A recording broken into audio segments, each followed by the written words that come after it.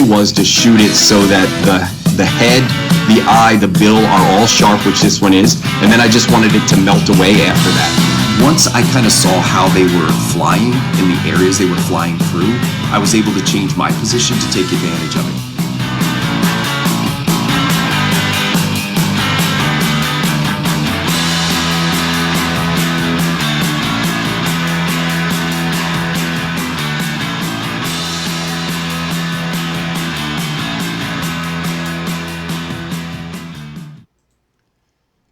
All right, and welcome to Wildlife Inspired. This has been a challenge. About 30 minutes before we ran this live show, my account got hacked or something, and I couldn't get onto the YouTube channel to send this out. So I scrambled. Jaymi was on the Skype call. Now we have a little bit of an audio issue, I think, on this one, but since it's a live show, we're going to just run with it. Ask everybody to be patient with that. It's not too bad. The topic tonight is conservation photography, and I have a special guest on today. We'll give her bio in just a second, but Jaymi Heimbuch. So Jaymi, first, just go ahead and say hello to everybody. Hey everyone, thank you so much for being here and chit-chatting with us tonight. Yeah, Jaymi's a great speaker. I had this topic of conservation photography on the schedule as I write some notes, show ideas, and this is one I've wanted to do for a long time, and I really wasn't sure because it's a little bit out of my realm. I wasn't sure who to reach out to. And then probably 3 or 4 months ago, I remember seeing on Instagram something that Jaymi was doing, and she was launching a new project, and it was really wonderful. I mean, she's a great speaker and really engaging, and I thought, okay, that's the one. So I reached out and said, hey, do you want to do the show? And thank God she said yes, because I didn't really have a strong plan B for this. So I'm really excited. I think it's going to be not just the normal show where a lot of the shows recently we show, these 10 images and we talk about the images themselves. But this one is going to be, I think, a little bit more educational. It's going to spotlight a little bit about what Jaymi's done over the last couple months, especially, and some resources for her as well. So without further ado, let me pull you up, Jaymi. There you are. So go ahead and say hi to everybody. And yeah, there you are. So, and if you want to just kind of tell people a little bit about your background in terms of photography, how long you've been doing this. Everybody always wants to know that. Where you're based. You're a West Coast girl. I'm an East Coast guy. And where your evolution in photography has gone from, probably a hobby into now what I think is a full-time living for you. Yes? Yes. Yeah. Pretty much nailed it right there. I started I think about 10 or 11 years ago, and I was originally a writer. So I went to college for creative writing, and I was working as an editor on kind of a large environmental news website, and picked up a camera again in a serious way. I'd been doing photography for a long time, but just as a fun hobby, and then picked up a camera and really started to be serious about it. And pretty much immediately fell into wildlife photography. And with that, I have such a strong conservation ethic. I was working for an environmental website, so immediately fell into conservation photography as a really core focus. And so I did that sort of like riding the coattails of being an editor and a writer on this website. I kind of got them to allow me to do some assignments for them and, use my photography and articles. And sooner or later, I ended up being a senior writer and photographer as my job title, which was really awesome. And then about 3 years ago, I transitioned into 100% full-time. I just wanted to completely dedicate my time to photography, to this craft, to coaching, and helping other people kind of get into this realm. I'm based in Astoria, Oregon, so I was in Newport, Oregon for the last few years, and then just moved up here earlier this summer. And I'm enjoying our transition into fall right now, and have kind of dug my heels in and started some projects here. So that's me in a nutshell. All right, great. And I'm scrolling through your Instagram just to kind of show people what you do. I'm going to get into your website in a second, and then we have some images as well. Before I get there, Jaymi, I'm going to ask you to just turn your video off. And just see if you can go with the microphone, and let's see if that clears it up. I'm getting some feedback from my friends. Okay. Awesome. How's this? I still think we're getting a little bit. We'll try it. Okay. We'll try it with this for a little while. If we can bring you back, we'll bring you back. That sounds great. Yeah. What I've got up on the screen now is your actual website, and this one is really, first of all, like it's so good. Like I looked at the website with you the one time and I thought, man, this is like professional. I actually went back the other day and I started to go through mine again. I was just like so depressed. I'm like, but I have this old hacky website that I did like 6 years ago and I don't keep up with it enough. And then I saw yours and I was like, I gotta up my game a little bit. This is embarrassing. Well, I appreciate that. I feel like it's a constant evolution, and every time I kind of, see something that someone else is doing on their website that I like that style or whatever it is, I just go and figure out how to do it on mine. So it's constantly evolving, but I really appreciate that. That means a lot to Yeah. hear that. Yeah, and I do. I'm hearing you in my headphones much better now. So I think we're gonna lay off the video. Just don't touch any of your settings. We could have ironed this out. Like I said, I really appreciate my live audience is so great, but I really appreciate just how much they've been able to stay with the program. And it's the same. I see the same people all the time, so it's really nice to have their support. So, and they know that I'm not a professional at this. This is just a guy in a basement trying to do something nice. So they've been great with me. Awesome. Now, a couple things I always like to talk about before we get anywhere, because I tend to forget. What camera system do you use for your photography? I currently use Canon. So I have two Canon 1D series bodies, and I might switch over to Sony at some point as I start to do some underwater stuff. But Oh, for now, I'm okay. Canon. Okay. And the most important question about all photography for this show is, do you use back button focus? Oh, of course. Oh, God damn it. Okay. I am losing hard on back button focus. It's now 8-4 against Oh, yeah. shutter focus. Okay. And let's dive into your website. And I think this is a really great way to just kind of walk through what you do. So the first thing that on your website was this 6 must-have shots for a powerful story. And that's really what you're about. You're much more about, I don't want to say that it's not artistic, but you're much more about storytelling through your images. Is that fair? Absolutely. Definitely. 100%. Okay. Without giving away the 6. Now, this is a free book, right? Somebody can download this for free. Yep, totally free. They just can hop on the website and grab that. And I even feature it in some of my podcast episodes and stuff. So anyone who wants it can grab it. Okay. Go ahead and plug the podcast. Where can they hear you at? Oh, so my podcast is called Impact, the Conservation Photography Podcast. And the little or suffix is really important because there's about a zillion impact podcasts out there. But it is found anywhere that you listen to podcasts. So Apple, Spotify, iTunes, all of that. Okay. All right. Now, without giving all 6, because I want people to actually download the free book if they are interested, but I want to know one. You got to give me one of the must-have shots for a photo essay. No problem. In fact, I'll give you the first one that's in the book, and that's the hero image. So, I mean, you enjoy the website, and so the hero image is all about basically pulling off of, in web design, having that hero image across the top banner. And the hero image in a really powerful essay is what the person looking at the essay first sees and draws them in. So it needs to be sort of a kind of a summary of what it's about. It needs to have some emotional draw, some action. It needs to be this powerful image that is sort of like that thing that sticks in people's mind the most. And as an example of where you usually see sort of a hero image is when you look in a National Geographic or, in a magazine and you open up an article and it's usually that 2-page spread with like the title overlaid on top of it. It's usually that first big powerful image. Okay. So it's the attention grabber. Totally. Okay. Mm-hmm. All right. Awesome. All right. I will be honest. I didn't download this yet, but I am going to. Okay.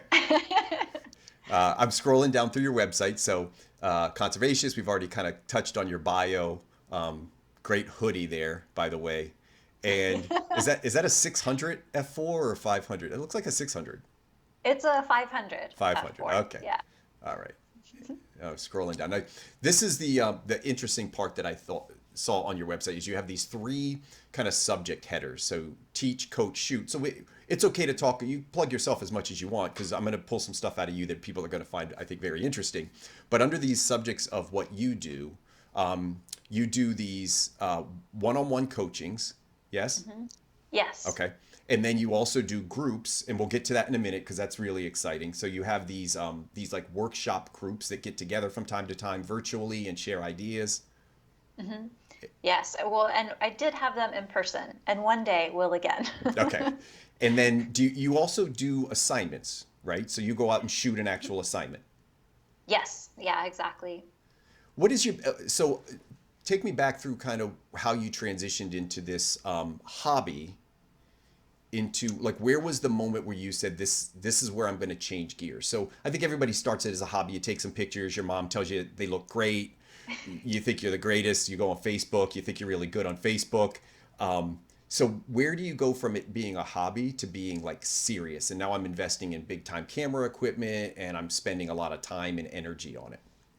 Yeah, that's a really great question. And I think that that transition happens differently for so many people. And for me, um, it was it was a really serious hobby in that I was in love with what I was creating and just that the process of being out and photographing wildlife and um, kind of experiencing the world differently because of what I was now doing as this hobby. So I grew up in California. I'm fourth generation Central Coast California resident, and I thought that I was outdoorsy, and then I'd pick up this camera and get really serious about wildlife photography, and there was so much around me that I never even knew existed. Yep. And I think that that eye-opening experience about what I had been missing out on because I wasn't visually paying attention or like really researching, that was a big driver for me. And then I loved my job. I had an extraordinary job with really phenomenal people, but I started to feel less and less fulfilled because I was sort of in this content churn.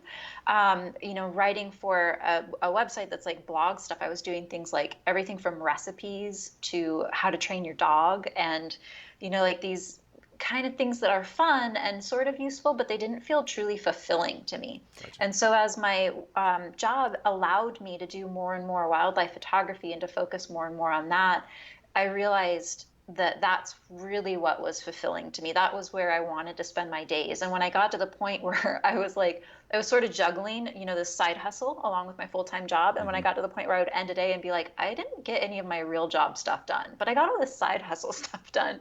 I paid attention to when the income and expense sheet balanced out. And as soon as I hit that point and I knew it was safe to jump, I just jumped and went completely into this area that I really love. And that was when I started to focus in on assignments a lot more, and kind of that traditional, you go out, you shoot a story, you pitch it, you get it published. But then I realized I have this profound love of teaching that I didn't know that I had until I started to coach people. And so now it's a blend of that. I will give you, okay, so I don't know, most of my audience probably knows I do this also as a side hustle. And if healthcare was affordable and I could quit at some point, I honestly, it is a sad thing when you want to do something and you literally can't afford it. I have a good job, and I do get the freedom to go out and shoot, obviously, because I shoot a lot. So I love my job because of that. But can certainly identify with somebody who is got a side hustle that they love and is consuming, and then they've got a full-time job that they're trying to balance with it. So I Yeah. think a lot of us Well, can relate to that. yeah, and I'm going to be super transparent in that I changed my lifestyle dramatically to be able to do this full time. So at the time, when I was really getting extremely serious, I was in a marriage, I was in San Francisco. It was, I was making good money, but still kind of felt like I was at the poverty level in San Francisco. And then I got divorced, my marriage ended, and I moved out and moved into my car and was kind of like figuring out this transition. And I think that that was really where I figured out how I could minimize all of these expenses, how I could find a really low rent possibility. I rented a little 8 by 10 cabin in the woods with, after a while, my then boyfriend. And we spent like $500 a month on rent. And so it was our ability to minimize expenses as much as possible that allowed me to make that leap. And there are still a lot of things like I don't have healthcare. Yeah. That's still, I have I have gear insurance. That stuff's taken care Right. of. And so there's a lot of things I'm always am thinking about how I'm going to build up to the point where I can afford a retirement account and things like that. So I think that there's a lot of sacrifices that people make in the pursuit of something that a lot of people, it's not safe for them to make, especially if you have family. I don't have any kids. I don't have plans to. So there's a lot of things that allow me the freedom for Yeah. this career. Yeah, super, super interesting. It is a neat story. And I will tell you, I know a couple people who have made that transition where, you know, this is what I want to do. Like, I can't get out of bed unless I'm doing something I love, whether it's, you know, wildlife photography or whatever it is. It is a scary transition because I've seen people go through that and really struggle and second guess it and wonder if they made the right decision.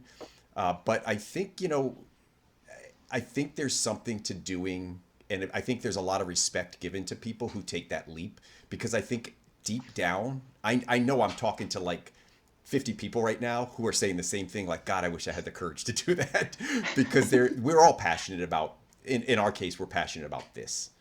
Absolutely. Yeah. Yeah. Yeah.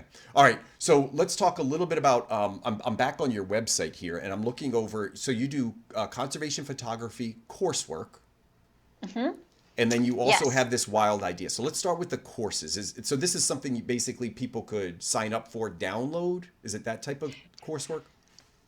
Not quite. So it's conservation photography courses is a platform that I'm building out, and with these really high level, in-depth digital courses. So on the surface, yes, you buy a course and you get access to the modules with the video lessons and the PDF downloads, but it also includes ongoing weekly Q&A sessions with me, these live video Q&A sessions. For as long as this exists, I'm there every single week with my students. And then it also includes access to a student group that is this very, very robust student group with, it works sort of like a Facebook group, only way better than that. And so there's a ton of ability to interact and get feedback and to have this basically ongoing training experience. So it's more than your typical digital course. And this is not, so let's kind of give the audience what it is that you do. So somebody that's interested, so I have an audience of kind of subscribers that will come and say, hey, I want to learn how to edit bird photos. That's kind of what I do. I teach them how to do that.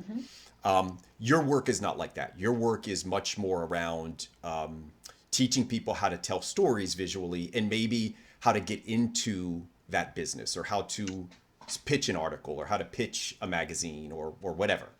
Exactly. Yeah. So Conservation Photography 101, that course is going to, so that's been out for about a year and it launches every 6 months. And so the next time that it's open for enrollment is January 6th.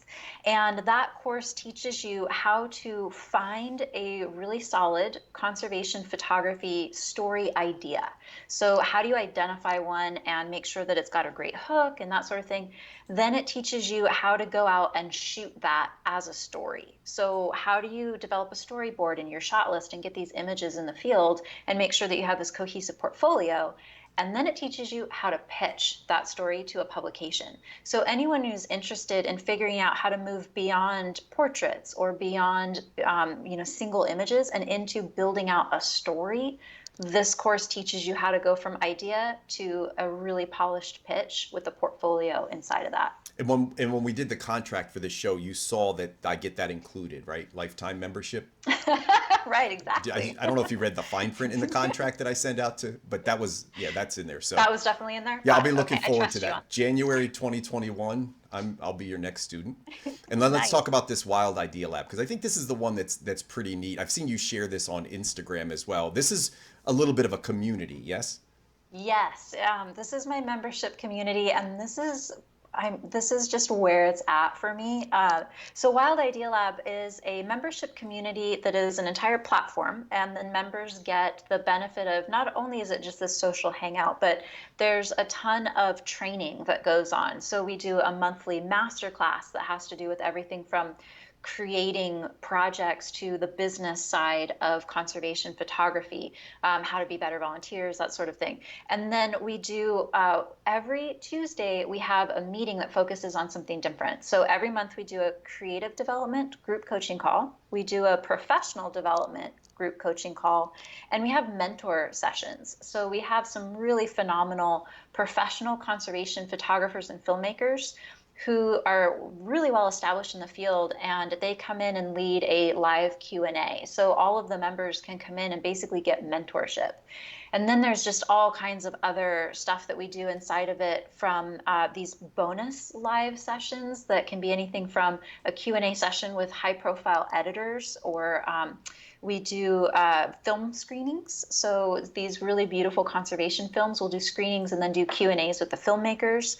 So all these resources that allow anyone who is either just figuring out conservation photography and how it fits into their life and how they want to figure out their footing, to people who are really established in the business. It provides all these resources for you to do what you do better, and the support.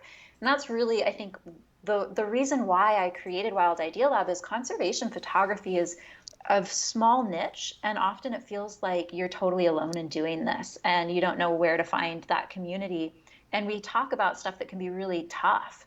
There's a lot of issues of compassion fatigue, and how do you balance the stark reality of what we're dealing with along with positivity to be able to tell a story in a way that makes a legitimate impact, that can put a species onto the endangered species list, or bring about behavior change. And so that didn't exist anywhere. It still doesn't. Wild Idea Lab is the only place where that really exists. And so it has brought about a phenomenal group of people who just, I can't say enough about the members who are in there, and their generosity and their creativity and their passion for what they do. It's a really special place. Yeah.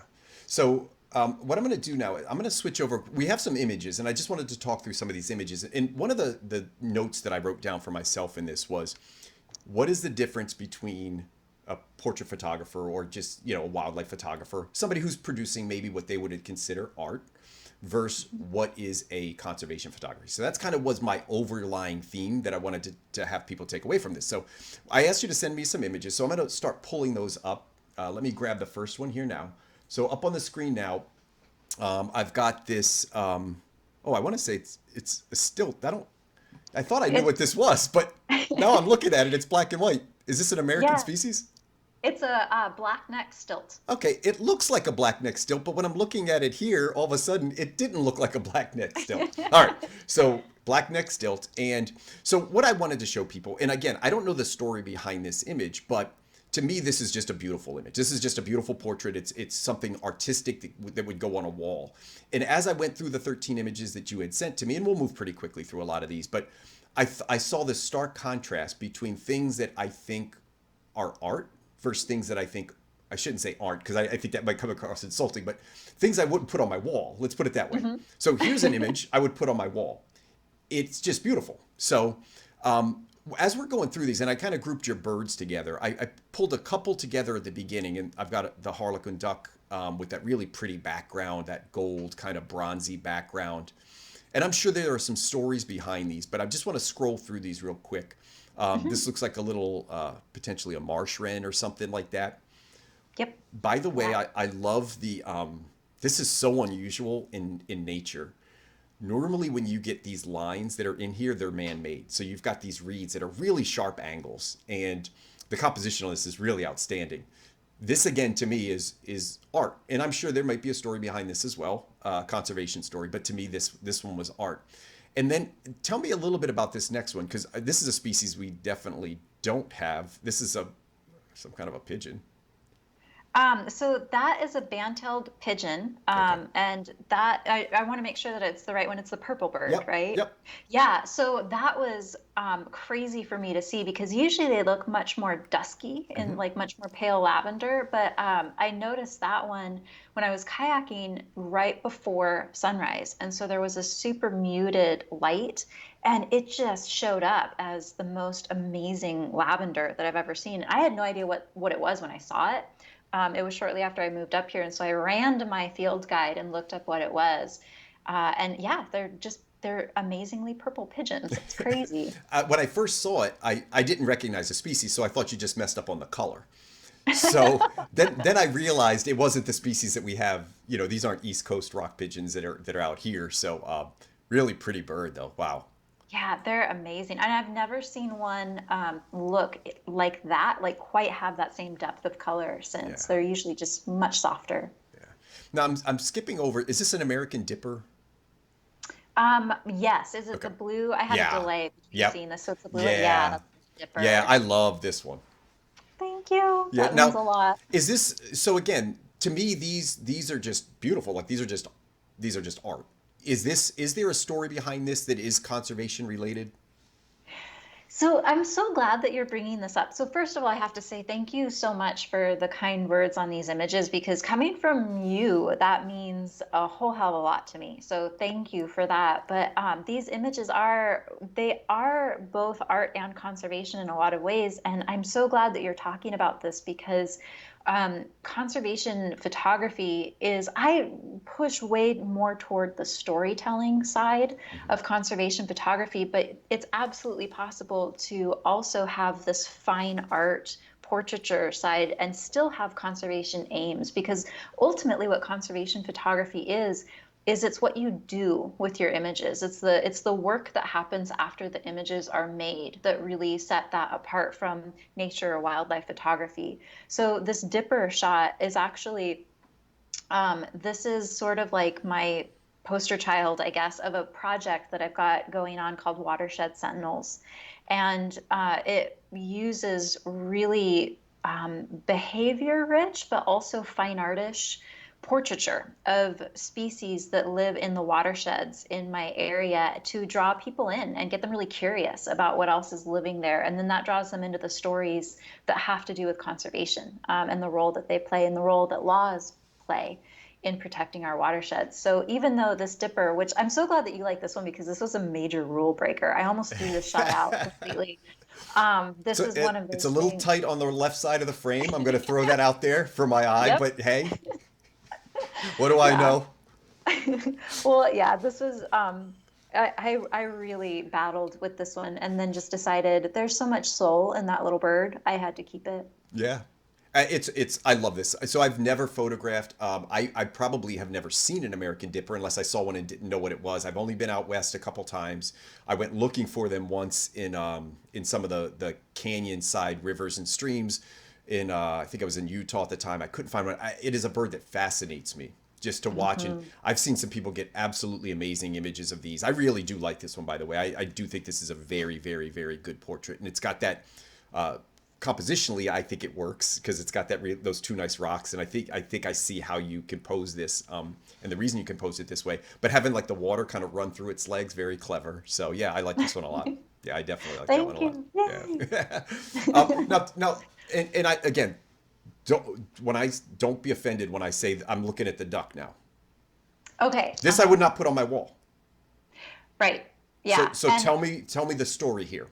so there's so much that I take where, and even in kind of my world where sometimes I see conservation photographers creating prints, and I'm just like, I don't think that that's what goes on walls, but okay. Hmm. But so a lot of what I take is not something that would really exist outside of maybe a magazine article. So that mallard, it's the mallard with the mole crab. Yep. And this is actually part of Watershed Sentinels as well, because I was out with a client, a tour guide client, and saw ducks playing in the surf. And I was like, that's actually really unusual to see around here. So we wandered up and saw that it was mallards feeding on Pacific mole crabs.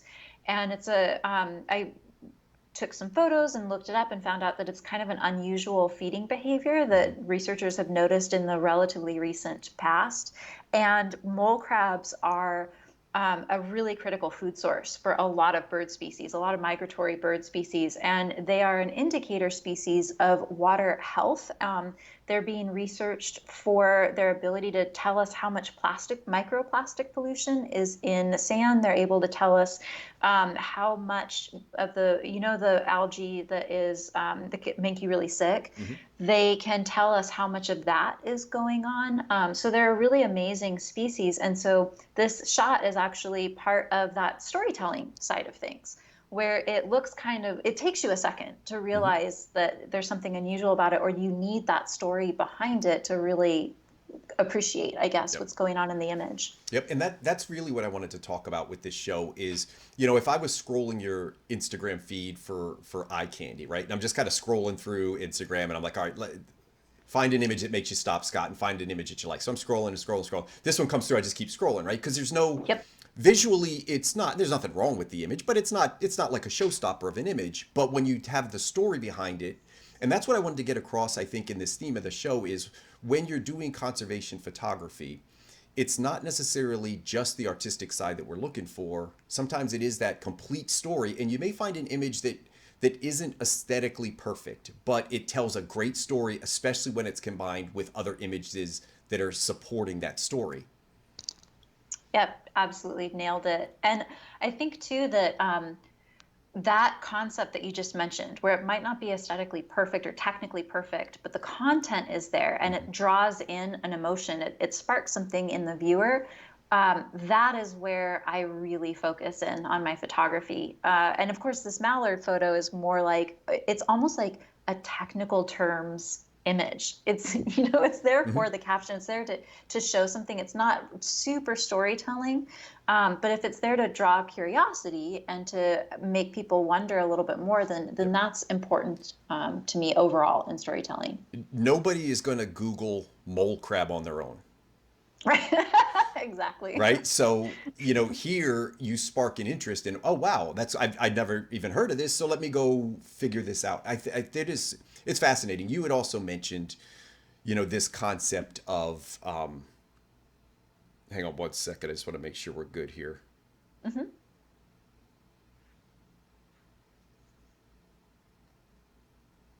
I'm still here, by the way. Just hang on. Give me 1 second. You got it. I saw the streaming line just dropped. So sometimes I get nervous because I could see like what Google is doing. I think we're still good. Normally I'll get like a bunch of phone messages if something goes wrong. But oh, thank goodness. You have such a great audience. Yeah, you had mentioned art as conservation. So I will tell you, when I started this as a hobby, I just wanted to take, pretty pictures. It was a challenge for me. It was so challenging to learn birds and learn Photoshop and learn the camera and figure it all out. So this was started to me as just kind of a challenge.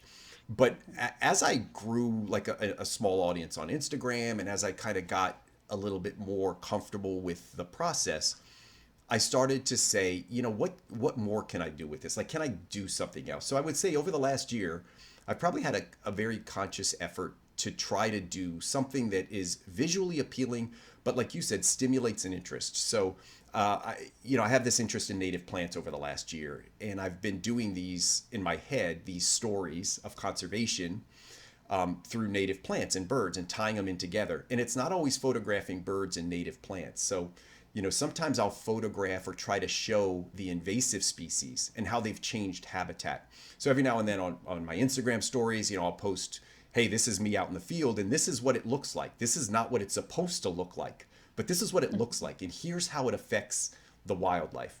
There's this, I'm going to get on a soapbox for a minute about invasive species and native species and how they compete with each other. But, I was looking at this one bush that was out and I was looking at the number of berries produced by this invasive species. And right next to it was this little native plant that's supposed to be 10 feet tall and have like an 8 to 10 foot spread. And it's about like 3 feet tall with no berries on it. And this other species is dominating it. It's flourishing. It's got berries all over the place. Now, the birds eat both species. But if there's more of that one, if there's 1,000 to 1 berry ratio, which plant is going to get spread? It's the one with all the berries. So, you can start to see visually, and you had mentioned earlier, you start to wake up and you start to notice things that you never noticed before. And you see all that, and then it's like, how did I miss all this? Like, how did I go through life like not seeing this? And then I talk to people like they should know, like, dude, I was looking at the spice bush over there, and this guy's looking at me like, I don't know what a spice bush is. Well, 3 years ago, I didn't know what a spice bush was either. But now I know it's supposed to be like the major understory in this area, and it's supposed to be like one of these berry producing fruits, and it's supposed to, but it's not anymore. It's getting taken over by these invasives. So I will tell you that as I grow and just mature in life, this concept of conservation photography is very interesting. I don't know that I'll ever do it through storytelling or magazine articles. I'm a terrible writer. But if it makes somebody on Instagram or Facebook or one of my friends say, hey, that's kind of interesting. I never looked at that either.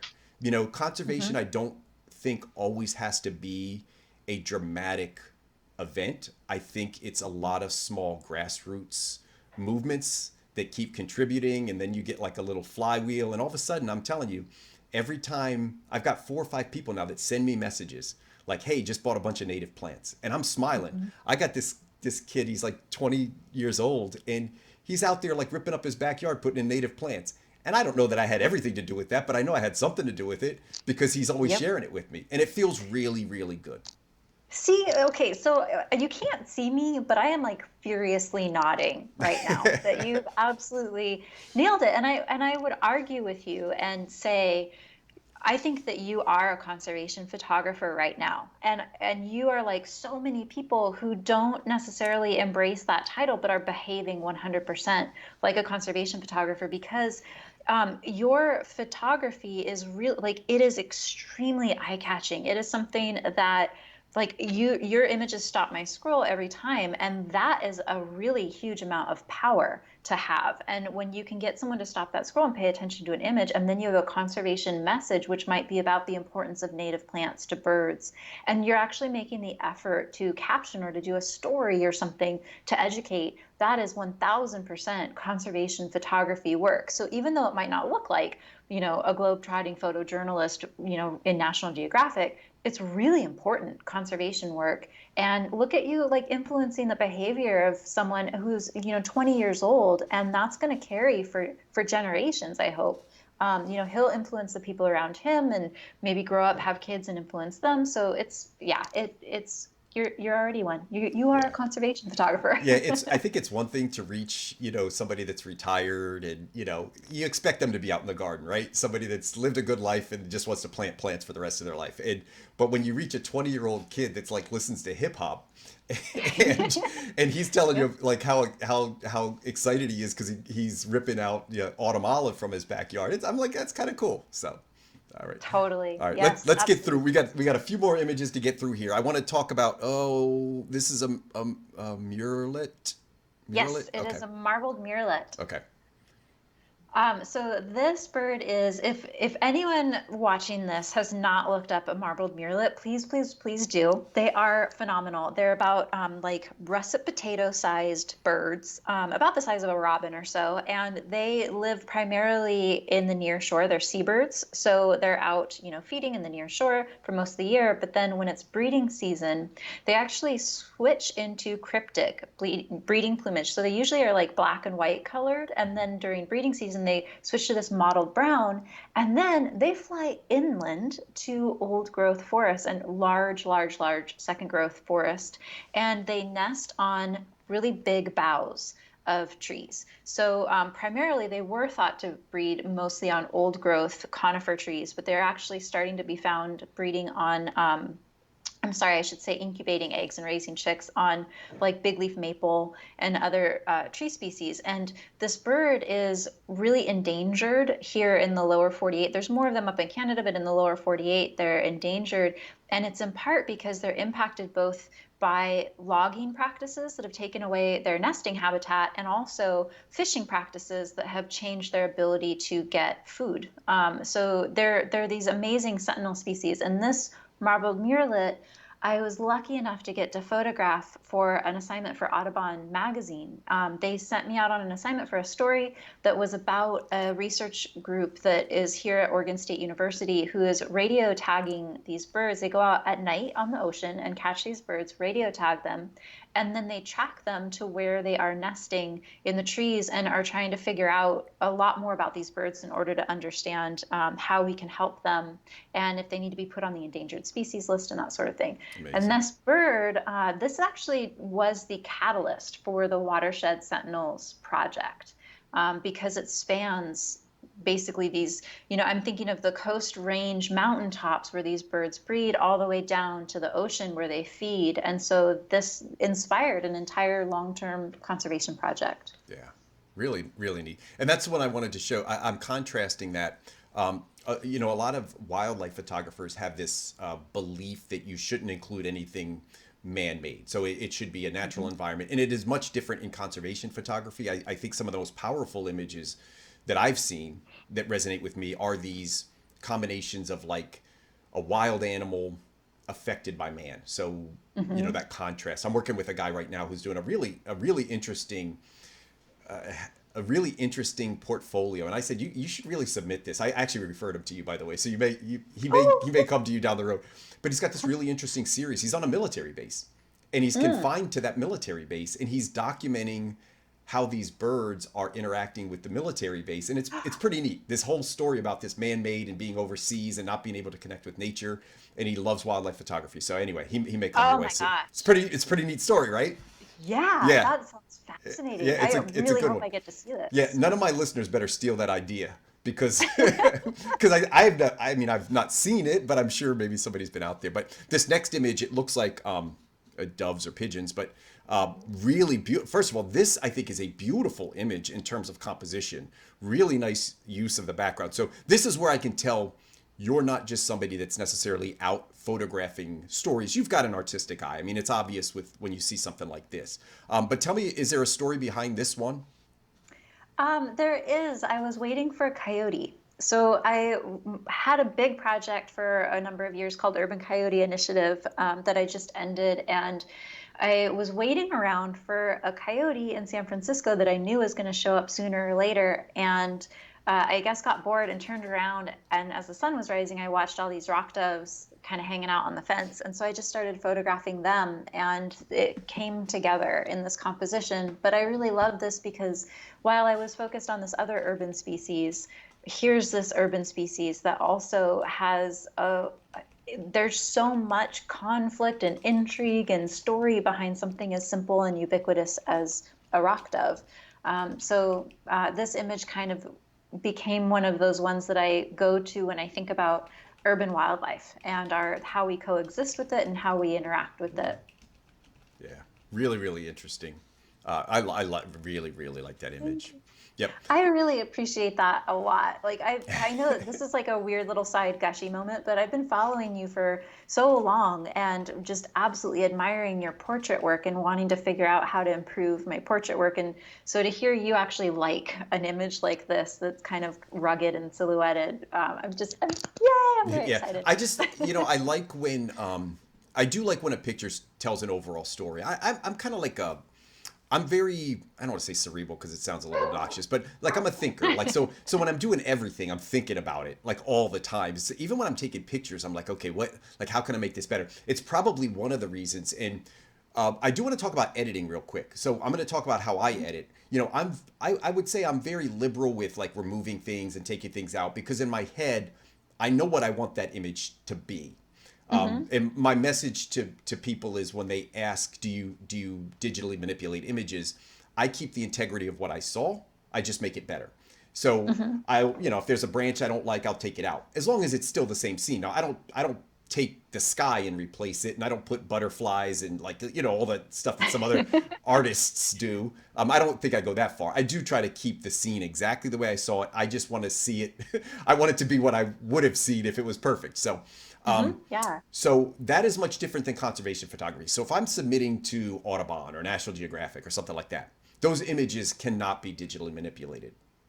Right. Yeah, exactly. Your requirements are basically whatever you could do in a darkroom for like burning and dodging, minimal sharpening, color correction, maybe dust removal. You are allowed to remove dust, but super minimal editing. You're not allowed to, like just journalistic standards for imagery. You're not allowed to remove or clone anything from a scene. And so all of the work that I do, even before I got started professionally doing this, I held that as my standard. So having to be extra critical about composition and making sure that if a branch was in my way, well, I can't remove that. So I have to move, or I have to figure out how to make this composition work correctly. And then the other thing with conservation photography too is ethically, we try really hard not to manipulate a scene in any way. So we're not going to go in and, if a branch is in the way, we're not going to cut it down with a chainsaw. We try and make as minimal impact on the scene as possible. So it just requires kind of an extra level of having to work for something, making sure that your lighting is just right in camera as much as possible, making sure that, I always tell students, watch your edges, because if something's in your edges, unless you're going to crop it down, you're stuck with that. So be really careful with composition. So there's just a few like minor differences with post-processing. Okay. I'm not gonna skip over the image of. I assume this is a coyote walking through the city. I think it kind of tells the story of this, wild animal in the city, in the urban. I think this is probably what you referenced earlier. But I have four more images that I wanted to get through. Sure. And I definitely want to show all of them. I've got one up now. I would assume this is a bobcat. Yes. And tell me a little bit about this one, because in and of itself, this just looks like a pretty image. It doesn't necessarily have a story to me just looking at it. So is there a story here? There's really not much of there's no conservation story behind it, really. It was one of those moments where it was in Yosemite Valley, and I was driving around and saw a group of photographers and was like, well, where there's a group of photographers, there's probably something worth looking at. And so I got out, and everyone was looking at this bobcat that was very leisurely eating a squirrel. And so most everyone tends to walk up, plunk their camera on a tripod, and be done. And so I had a lot of fun, like moving around the scene and getting in between people's legs and trying to like frame. I'm really big in my own composition, like my own personal style. I'm really big on framing my subject with soft out of focus, either foliage or bokeh, like light dappled or something that's going on that helps to frame that subject. And so this bobcat one is kind of basically an image that shows off my style a little bit, but it doesn't have a really good story, unfortunately. Well, it doesn't need one. So, I mean, that's a good thing. I wasn't sure, because I think I told you before we were doing this, I was looking through your images. I really, really like this one. I am the exact same way in terms of foreground usage. I love to frame with foreground. So, of course, I really liked this one. Nice. The next one, oh gosh, what are these? Some river otters, sea otters? River otters, okay. River otters, yeah. So these guys are in my Watershed Sentinel project, and these I wanted to include this particular river otter family because they're the first ones that I found up here in Oregon when I moved up here, and I was really drawn to these guys because they're a predator. They're an apex predator inside of watershed systems. They're amazing indicators for biodiversity and for water health because they're these voracious eaters. So if they don't have enough prey abundance, we know that if there aren't river otters in an area, that there's probably a problem. And the first river otter that I ever got to photograph as a wildlife photographer was Sutro Sam in San Francisco. And Sutro Sam was this river otter that just showed up in the Sutro baths one day. And it was the first river otter that was documented in San Francisco in like 50 years or something. They'd been basically extirpated. And so ever since meeting Sutro Sam, and there's this amazing kind of conservation comeback story, I've been fascinated with them. And so river otters are one of the sentinel species that I'm documenting. And these three are the first it's actually four, a mom and three pups in this family. But these were the first ones that I found in Oregon. So they're special to me. That's great.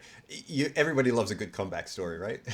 Yeah, totally. Yeah. And you hear about, and it is, those comeback stories are around. But I will tell you, behind every one of those comeback stories was an effort. Like, these species don't just rebound without somebody saying we got to change something. Yep. It was thanks to the Clean Water Act. I mean, honestly, that caused everything else to kind of come down that helped Sutro Sam just reappear, and hopefully more river otters in the San Francisco area overall. Yeah, it might, oh God, I don't want to say anything to offend people, but the Clean Water Act is a kind of a big deal. And it would be nice if it was there again. So, yep. Yeah, I think we all have to vote soon. So, figure out if you're really a wildlife conservationist, or figure out if it's just stuff you like to put on Instagram and not back up. How's that? I will, in the interest of not offending anyone, I would normally be much more vocal than that. But yes, indeed. All right, message sent, wildlife photographers. All right, let's go to this next one. Yeah, now again, and this is what I really like. A really neat thing to witness. I'm looking now is that like a seal?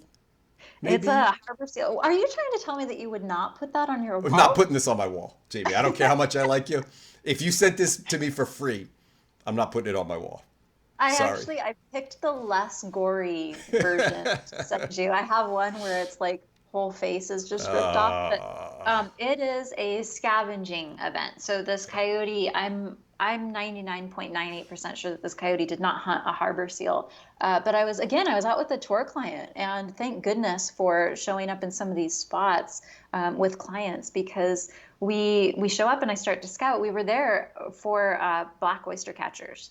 And someone walked up and saw our cameras and said, "Hey, you're here for pictures." And yes, we are. There's a coyote feeding over there. Oh, okay, well, let's go check it out. And sure enough, there's a coyote feeding on this harbor seal pup. And again, I'm really convinced that this is a scavenging event, not a hunting event, but I'd never seen a coyote in tide pools before. But what's really interesting about coyote and feeding behavior is they're so often thought to be primarily for gophers and rabbits and, maybe some fawns here and there. But along the California coast, historically, they were known to feed on marine mammals as well. But people don't really think about that. And so I was really excited to actually get to see something like this and see this unique coyote diet. Plus, whoever gets to photograph coyotes and starfish in the same scene. Oh, yeah, I didn't see them at first. I see them now. Yeah. Yeah. Yeah, they're back there. Big over starfish. Yeah, really cool. All right, let's get on to this last one. And this is another, this one's pretty intense. This one I might put on my wall. I'm not sure, but this is pretty intense. So is this also another coyote then? Yeah, it's a coyote, right? Yeah, so this is the coyote and deer, right? Yeah. Okay, so this one has a story. This one, and I hope that we have some time for it. I'll keep it really brief, but I was actually testing out. Sigma had sent me their lens. It was the 105 to 300 or something like that. They had sent me a telephoto lens to test. And so I'm on this hiking trail with my dog, and he's off leash doing his thing, and I'm trying to get him to model for me and to run around so I can test this lens in low light. And all of a sudden I hear this kind of rustle in the bushes, and it's like a furry rolling boulder comes out onto the trail, not 15 feet in front of me. And it is a coyote on top of this yearling mule deer. And all of a sudden, I think that we all realize that we're there. And the coyote and the deer run off. It kind of got out of the hold or whatever it had, whatever the coyote had on it, and ran across the trail into the brush. And the coyote goes after it. And I look at my dog and I tell him down, and he's a really well-trained dog. And so he lies down next to me, and I go sneaking off to try and capture this action as much as I can. And I watched it play out for a while. The coyote actually had this yearling down, and I think was trying, I couldn't really see what was going on, but I think had a chokehold on it or something. And it got free and got up, and they kept battling it out inside of this brush. And finally the doe, or I'm not sure, doe or buck, whatever it is, got down far enough that they kind of gave it a break. And I watched for probably 15 minutes or so, maybe not that long, maybe it felt that long, maybe 10 minutes, as they faced off in front of me. It was one of the most insanely amazing moments I've ever had. And my dog's just in a downstay about 100 yards away. It was awesome. Wow. I was so proud of him. First of all, the dog. Oh my God. I can't imagine a dog just laying there for that. Just out of curiosity, did it actually take the doe or buck down, or no? So here's the tough part for me is they got up far enough away that when I started clicking and the intensity dropped because they were kind of sparring, the coyote heard me click and turned and looked at me, and they were both a little bit distracted. And so I kind of ducked and I tried to stay out of sight, because my main thing is that I'm not affecting what's going on in front of me. Yep. And so I kind of ducked down, and I really wanted to stay, but I could tell that coyote was paying a lot of attention to me. And the more attention that it was paying to me, the more prolonged that deer's life was in the suffering phase. And so I finally, they were kind of resting and staring at each other. And when the coyote looked at me again and started to kind of walk toward my way, or I could tell that it was not wanting to hunt in front of me. I was I'm out. So I just packed it all and left. Wow. So I came back about 4 or 5 hours later to look for any sign of this animal being taken down or a feeding spot or anything. And I kind of tried to cut and see if I could find any tracks. Couldn't find tracks. I found some hair, but no body, no tracks or anything like that I could follow. So I don't know how it played out. Okay. I'm really bummed I don't know. All right, I have a couple questions, and then we have some from the audience. So let me give you a couple questions that came in. Do you have a favorite subject? As in a subject to photograph, Yeah. like a topic Yep. or an I'm guessing animal, so a species. Let's go with species. coyotes Yeah, for okay. sure. Okay. They're amazing. Yeah. Okay. And did you have an inspiration? So when you were kind of laying out this career of yours, was there a person that either mentored you or inspired you? There were many who inspired me for sure. I think early on, I had a really dear friend named Rebecca Jackroll who has passed away, but she really took me under her wing and mentored me in the early days. And then after that, I met a photographer, filmmaker named Morgan Heim, and she's been a huge mentor to me Okay. ever since. And I've seen you guys collaborate. So she's on your Instagram feed sometimes. Yeah, I actually rent her basement apartment from Oh, her. okay. Okay. So she's around all the time. Okay. All right. Somebody else asked is how do you get your images in front of decision makers? And maybe that's a longer question. Maybe I got to tell them to sign up for your course. But is there a short answer for this one? It's such a really good question. And I know that this is a disappointing answer, but in so many ways, it depends. So, how you get your image in front of decision makers depends on who that decision maker is and the type of decision that needs to get made. And so, when I say that, what I mean is there could be something where you create a product like a book and you actually walk into a senator's office and have a meeting, a sit down meeting with them and talk about the issue and like hand this to them. Or it could be a matter of getting in front of the audience that influences that decision maker. So it might be like really influencing or getting in front of their constituency and helping that audience figure out what they care about so that they influence that lawmaker to go a certain way. There's also a really critical part of conservation photography, which is collaboration with nonprofit organizations or NGOs who are influencers. So for example, my friend Clay Bolt, he actually got a bumblebee species on the endangered species list, and he worked in conjunction with Xerces Society and several other organizations to make sure that the images that he was creating and the films that were impacting people got in front of decision makers. So there's a lot of avenues to really have an impact. Awesome. Anything that keeps you up at night, or how about this one? Same person asked two questions. By the way, Roger Applegate is on the live show, and he's the gentleman I was referring to who's overseas and doing that kind of work with. Yeah, so you may hear from Roger at some point because he's very curious about this. But his work is really interesting, and a very interesting.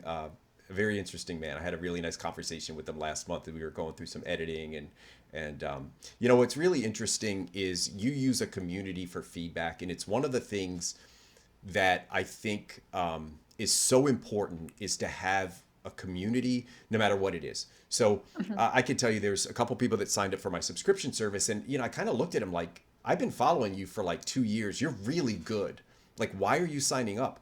And the point was because I need somebody to give me feedback that is real.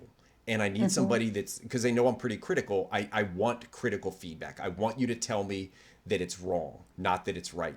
And so I've had people like that were really talented and understood the process, but they just couldn't find a consensus or a group that would come to them and say, change this, do this. And for me, in my growth, that was huge. We've had a group of people on and off that kind of would be in chat rooms and share photographs, especially early on.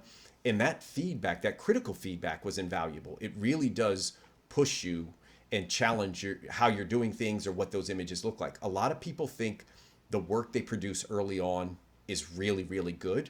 And sometimes it's really not. Sometimes it's just okay, you know, and there's nothing wrong with that.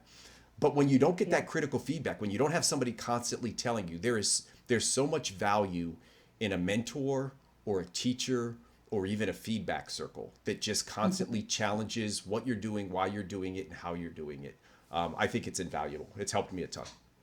Yeah, 1,000% alongside you with that, and I think that it's one of those things that we crave. We crave the honesty and we crave the growth, but we also crave the conversation and someone who will talk about this with us and help us to grow. And I mean, even right now inside of Wild Idea Lab, I'm running a member challenge, and the challenge is creative growth through constructive critique. And so the challenge is to post something of yours that you want feedback on and to engage. And so the entire membership right now is like posting their website or a film that they've made that they're excited about and getting that feedback because we need it so much for our own personal growth. That's great. Gosh, let me see if there's another question. I had a question, and now I asked 3 questions, and I can't remember my question. Yeah, there's a couple questions. There's a Roger also asked about, is the goal to influence the public narrative, or is the goal to get? Oh, we kind of talked about that. Get your images in front of people.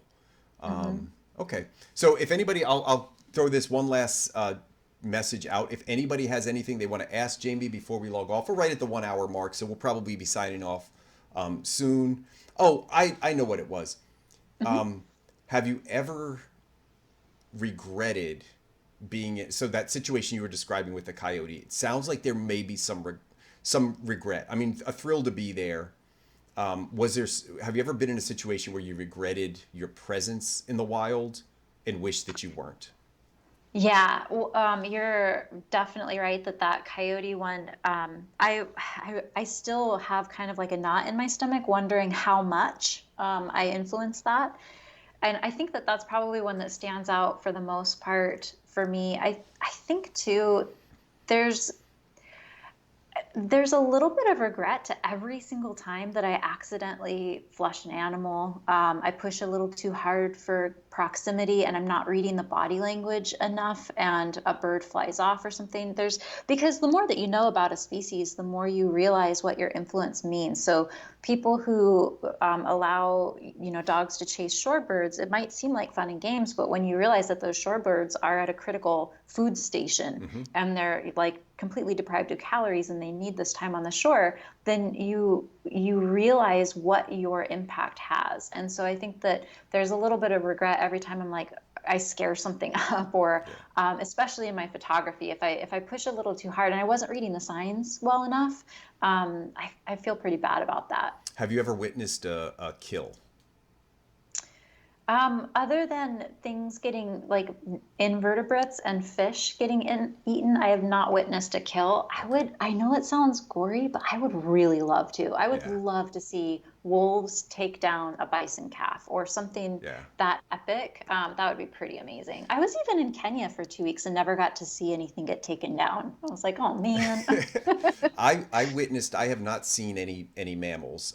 I will tell you, I had a really intimate experience early on. It was one of those things that hooked me, but I was driving and I had my camera. Thank God I had my camera on the passenger seat, and a sharp-shinned hawk literally flew right over my windshield. Like 100 miles, I mean, just right over the windshield. And in midair, I'm telling you, in midair, he grabs a robin. In midair, oh, dang. He brings That's it to the ground. Cool. I'm over there to shoot ducks. This just happened. So I grab my camera, I open the door. I'm not at a position in my photography where I was smart enough to maybe get the best angle or whatever. I'm just trying to take pictures. So I'm watching this, and it sounds, hey, so what? It's a robin dying, but I watched this robin literally take its last breath, like literally you could see it struggling to breathe and struggling. And the hawk would not move because until that prey was done, it was not going to move. That's why I got the photos. Had this just been a sharp-shinned hawk, it's not going to land in front of me and for 30 seconds and just sit there. And as soon as it had stopped and kind of collapsed, he took off with it. So it was pretty intense. I will tell you, after witnessing that, and again, it's just a robin, right? There's a billion robins. They're not like an endangered species or anything. I literally was shaking. Like it was that powerful to watch. And I guess I was trying to scale it up. Like if you were to see a coyote take down a larger prey or something like that, but actually have to witness that, and I'm sure there's some people that have seen that. It is really, really powerful. And it's a circle of life. Everybody on Facebook is like, yeah, it's a circle of life. It just happens. Yeah, you watch something die in front of you. I don't really care what it is. To me, anyway, it's a pretty visceral response. Oh, yeah, it really is. I mean, that's an insanely powerful event. But you're right, even like an otter coming up with a fish, and I'm just like watching it eat the fish tail first. I'm like, oh, that poor fish. Yeah.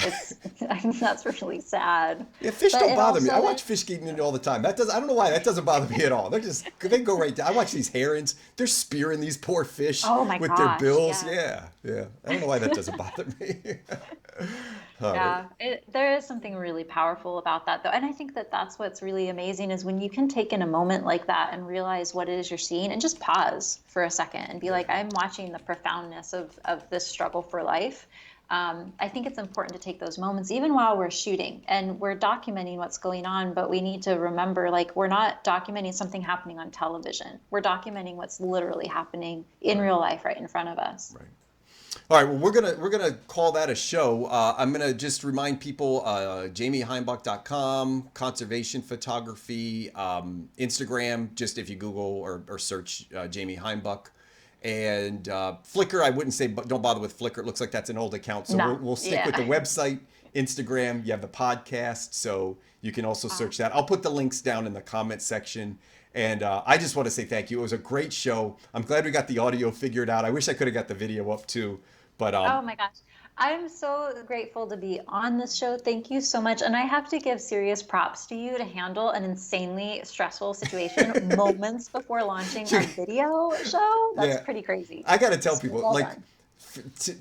to 30 minutes before you're supposed to do something live, to have the entire thing gone, like just and not only that, but think somebody's hacking your account. And I'm like, this can't happen. Literally, I was logged in, everything was fine, and I get a notification, unusual activity on your account. We're closing it down. So I don't know if somebody's trying to sabotage this show, but it will not happen. Not on my watch. We are going to continue through here. Yes. Oh, one of the things that was interesting, you and I talked about, I'm just going to throw this out anecdotally, but it was interesting. We were talking before the show about gear, and you kind of said, not a concern of mine, not a technical freak, not what I do. I think a lot of photographers, depending on what they do, can get really hung up on the gear, the technical, the shutter speed, the aperture. Like sometimes it's just make a great image. And I try to get that message out over and over. For you, maybe it's tell a great story. Don't get hung up in the minutia, and don't let, you got to be able to see the forest through the trees. And I think sometimes people get so hung up on what's the next piece of gear I can buy to make me better, or what video can I watch to make me better, or what software can I buy to make me better. And sometimes it's just take a great picture or tell a great story. Yeah. And especially in conservation photography, that plays out so often in camera trap photography because you're going to put in something that could get stolen or flooded or whatever. You're not going to put your best camera body in there. You're going to put a crappy, like 12 megapixel camera body in there. And some of the most insanely gorgeous, powerful images come out of that. And it's a great reminder to be like, there's a whole lot more that goes into creating a powerful image than the actual body or lens or whatever that goes into it. It has to do with the thought process behind it. So yeah, I don't really, as long as it functions and I can take some pictures that are representative of what I'm seeing, I'm good. I don't worry about gear. All right. Well, we're going to sign off. I'm going to ask you just to hang on for about a minute. I'm going to play another little thing that you won't be able to hear.